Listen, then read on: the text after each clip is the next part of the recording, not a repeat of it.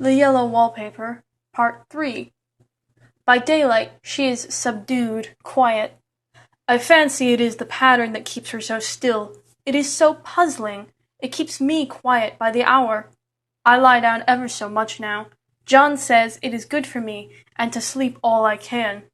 Indeed, he started the habit by making me lie down for an hour after each meal. It is a very bad habit, I am convinced, for you see, I don't sleep. And that cultivates deceit, for I don't tell them I'm awake. Oh no. And the fact is, I am getting a little afraid of John. He seems very queer sometimes, and even Jenny has an inexplicable look. It strikes me occasionally, just as a scientific hypothesis, that perhaps it is the paper. I have watched John when he did not know I was looking, and come into the room suddenly on the most innocent excuses, and I've caught him several times looking at the paper. And Jenny too. I caught Jenny with her hand on it once. She didn't know I was in the room, and when I asked her in a very quiet voice, with the most restrained manner possible, what she was doing with the paper, she turned around as if she had been caught stealing, and looked quite angry, and asked me why I should frighten her so. Then she said that the paper stained everything it touched, that she had found yellow smooches on all my clothes and John's, and she wished we would be more careful. Did not that sound innocent? But I know she was studying that pattern, and I am determined that nobody shall find it out but myself.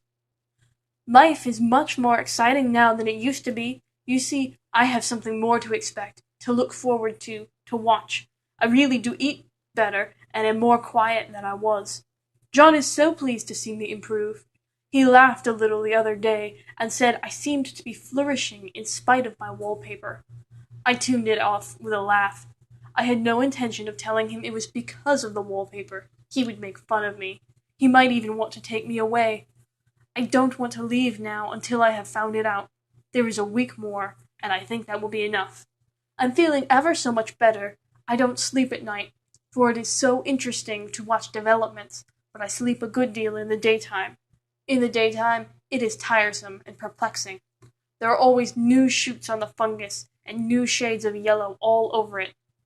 I cannot keep count of them, though I have tried conscientiously. It is the strangest yellow, that wallpaper. It makes me think of all the yellow things I ever saw, not beautiful ones like buttercups, but old, foul, bad yellow things.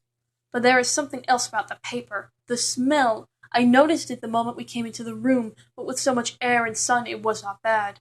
Now we have had a week of fog and rain, and whether the windows are open or not, the smell is there.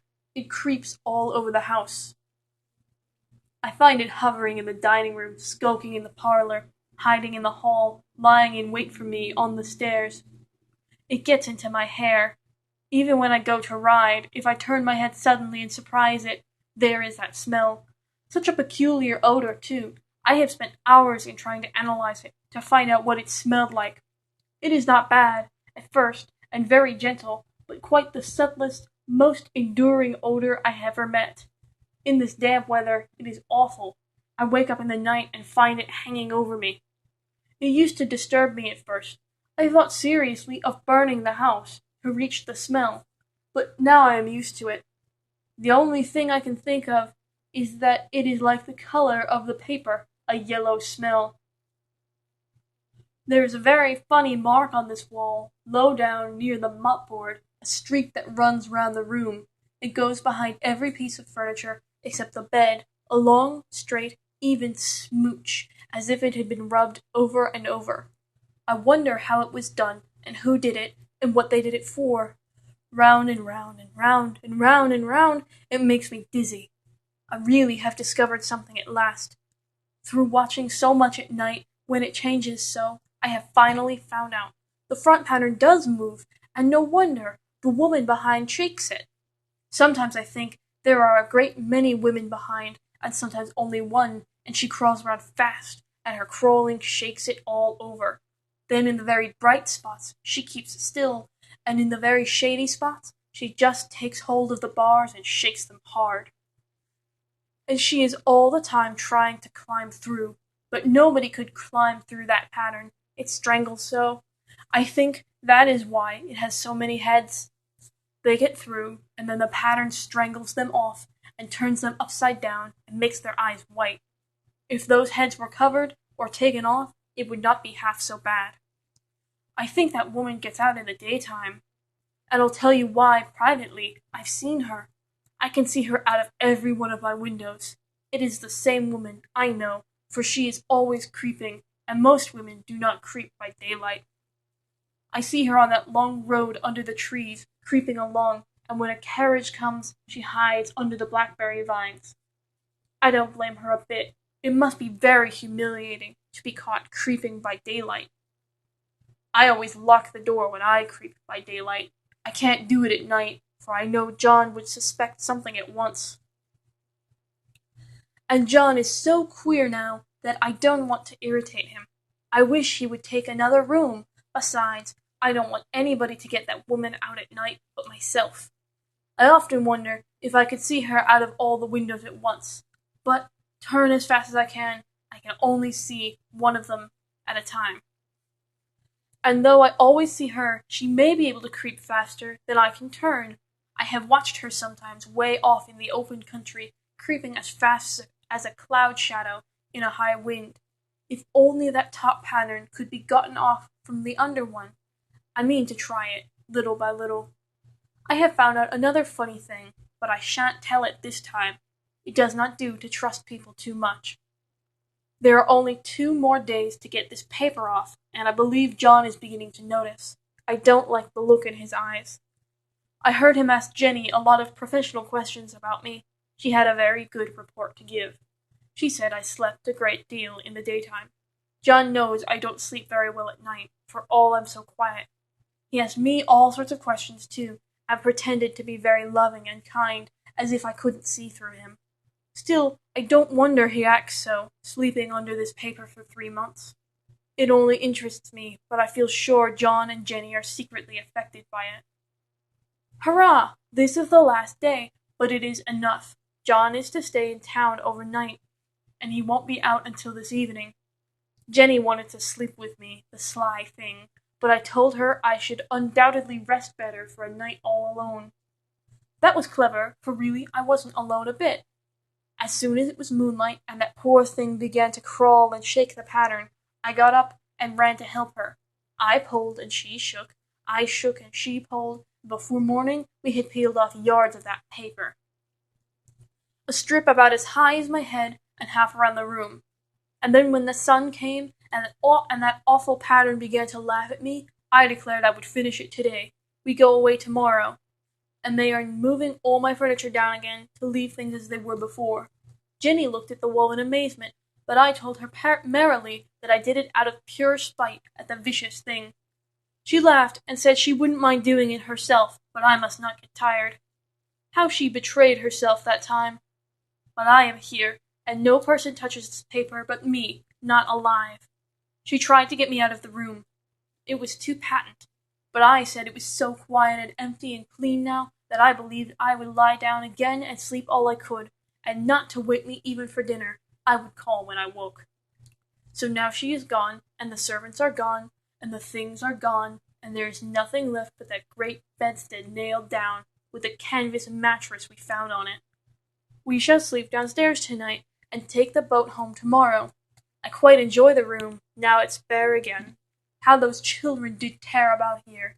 This bedstead is fairly gnawed, but I must get to work. I have locked the door and thrown the key down into the front path. I don't want to go out, and I don't want to have anybody come in till John comes. I want to astonish him. I've got a rope up here that even Jenny did not find. If that woman does get out and tries to get away, I can tie her. But I forgot I could not reach far without anything to stand in, and this bed will not move. I tried to lift and push until I was lame, and then I got so angry I bit off a little piece of the corner, but it hurt my teeth. Then I peeled off all the paper I could reach standing on the floor. It sticks horribly, and the pattern just enjoys it. All those strangled heads and bulbous eyes and waddling fungus growths just shriek with derision. I am getting angry enough to do something desperate. To jump out of the window would be admirable exercise, but the bars are too strong even to try. Besides, I wouldn't do it. Of course not. I know well enough that a step like that is improper and might be misconstrued. I don't like to look out of the windows even. There are so many of those creeping women, and they creep so fast. I wonder if they all came out of that wallpaper as I did. But I am securely fastened now by my well-hidden rope. You don't get me out in the road there. I suppose I shall have to get back behind the pattern when it comes night, and that is hard. It is so pleasant to be out in this great room and creep about as I please. I don't want to go outside. I won't, even if Jenny asks me to. For outside you have to creep on the ground, and everything is green instead of yellow. But here I can creep smoothly on the floor, and my shoulder just fits in that long smooch around the wall, so I cannot lose my way. Why, there's John at the door. It's no use, young man. You can't open it. How he does call and pound. Now he's crying for an axe. It would be a shame to break down that beautiful door. John, dear, said I, in the gentlest voice, the key is down by the front steps, under a plantain leaf. That silenced him for a few moments. Then he said, very quietly indeed, open the door, my darling. I can't, said I. The key is down by the front door, under a plantain leaf.